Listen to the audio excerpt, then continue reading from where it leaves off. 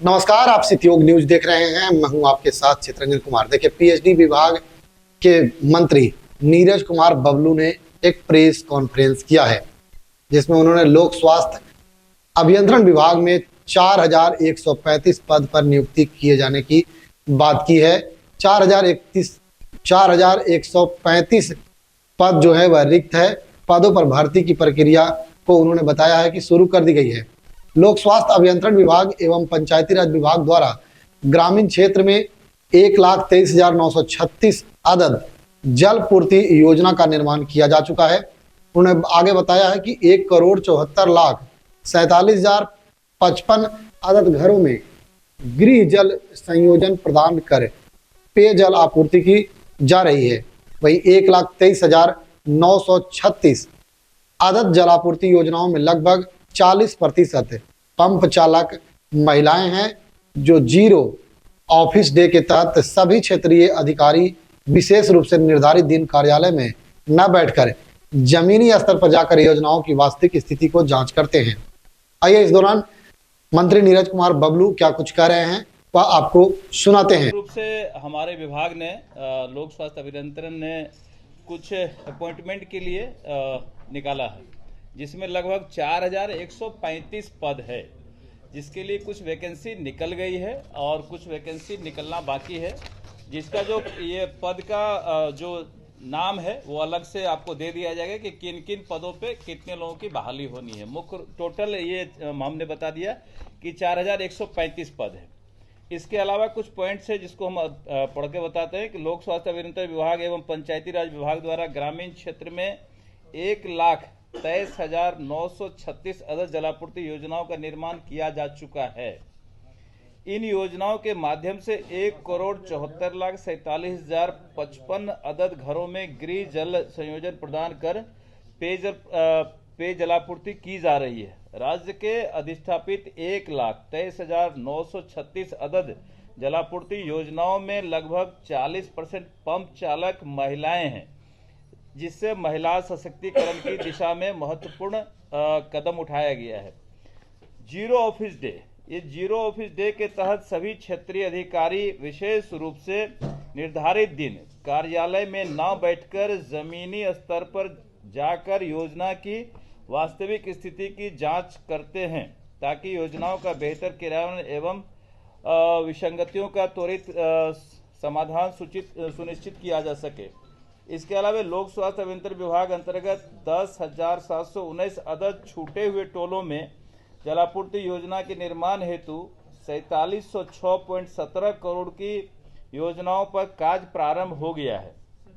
पंचायती राज विभाग अंतर्गत छूटे हुए 16,124 अदद टोलों में जलापूर्ति योजना के निर्माण हेतु सर्वे कर प्राक्कलन तैयार किया जा चुका है।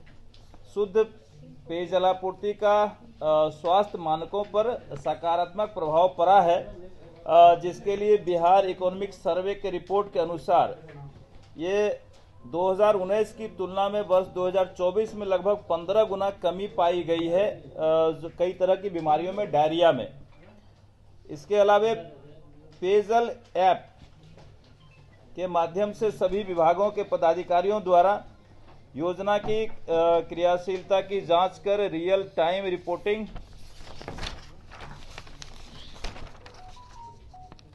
की जा रही है, ताकि बंद पाई गई योजनाओं की त्वरित मरम्मति सुनिश्चित किया जा सके। इसके अलावा जलापूर्ति योजनाओं के अनुरक्षण एवं रखरखाव संबंधी मार्गदर्शिका तैयार की गई है, जिसका अभी विमोचन किया जाना है। इसके अलावा लास्ट है कि स्वच्छ नीर ऐप के माध्यम से आम नागरिक अपने घर बैठे बैठे अपनी शिकायत दर्ज करा सकते हैं, ताकि संबंधित अधिकारियों द्वारा निश्चित समय सीमा के इन शिकायतों का निवारण किया जा सके। मुख्य रूप से जो पॉइंट था हमने इस पॉइंट को बताया है, और विशेष तौर पर जो आज है इसी का मेन कारण है कि हमने जो बहाली निकाला है इसका डिटेल हमने आपको बता दिया है कि माननीय मुख्यमंत्री जी का जो सपना है हर घर शुद्ध नल का जल पहुंचे, इसको पूरी तरह दुरुस्त करने के लिए और बचे हुए कामों को सुचारू रूप से करने के लिए हमने बचे हुए पद पे नियुक्ति निकाली है। और इसके मजबूतीकरण के लिए सही करने के लिए एक हमने ऐप लॉन्च किया है। विशेष तौर पे इस ऐप का नाम है स्वच्छ नीर। इस ऐप के माध्यम से घर बैठे लोग शिकायत दर्ज कर सकते हैं और जैसे ही शिकायत इस ऐप के माध्यम से दर्ज होगा तो अविलंब हम इसको सही कराएंगे। इसके अलावा विभाग ने एक क्या दिए हैं,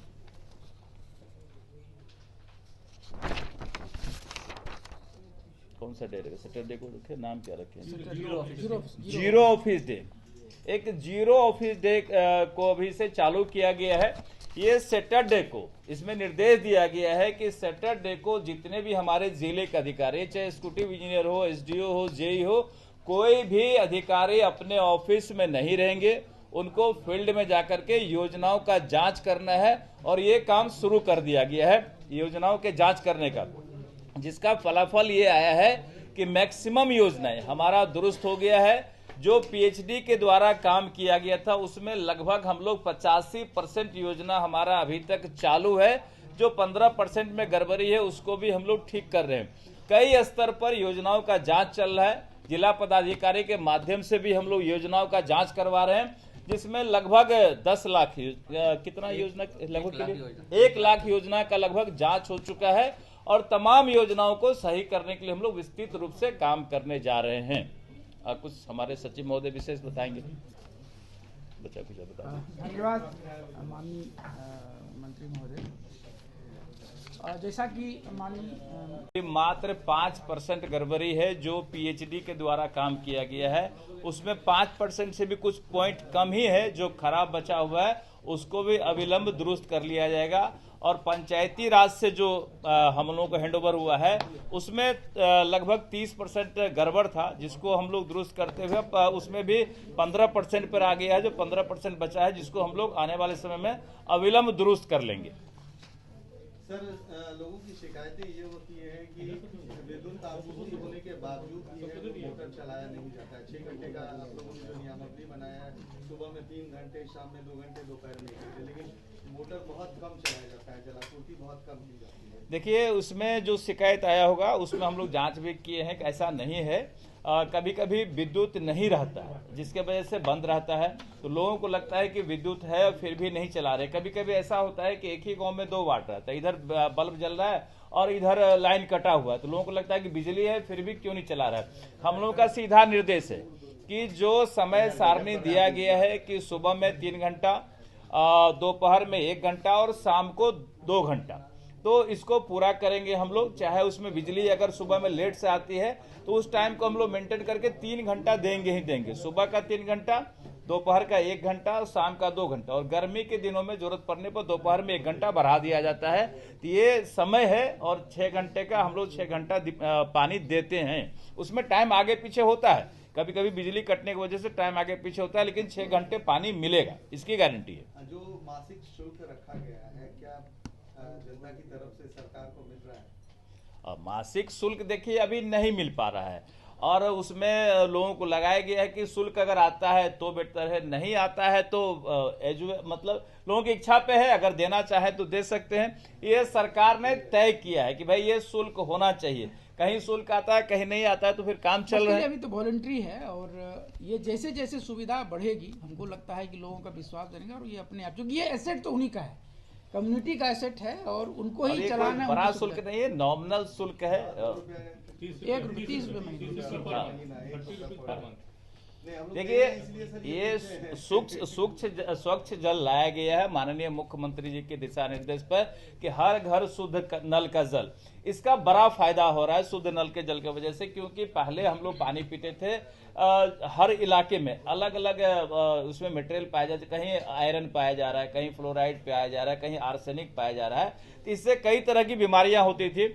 इसको निकाल करके शुद्ध पानी पिलाया जा रहा है। खास करके उत्तर बिहार में आयरन पूरी तरह हर जगह आयरन की मात्रा काफी है, और आयरन से कई तरह का गड़बड़ी, कई तरह की बीमारियां हुआ करती थी। आज हम समझते हैं कि 90% इलाके में ये शुद्ध नल का जल लगा हुआ है, जिससे बड़ा फायदा हो रहा है। बीमार लोग कम पड़ रहे हैं। उसका सर्वे भी रिपोर्ट आया है कि डायरिया ऐसी बीमारी घट गई है और कई ऐसी बीमारियां हैं जो कम हो गई है। हम लोग इसके लिए शुरू से प्रचार, आज हम बने हैं मंत्री इस विभाग के, लेकिन पहले ही से माननीय मुख्यमंत्री ने जब से ये नल जल चालू किया है तब से इसमें बड़ा बदलाव हुआ है, और तब से हम लोग प्रचार करते हैं भाई कि जहां शुद्ध नल का जल का टंकी लगा हुआ है उस जल को पीने में इस्तेमाल करें, ना कि खेत पटाने में, मवेशी को धोने में इस्तेमाल ना करें। ये शुद्ध जल है पीने के लिए, और इसका पीने में इस्तेमाल करें तो ज्यादा बेहतर रहेगा।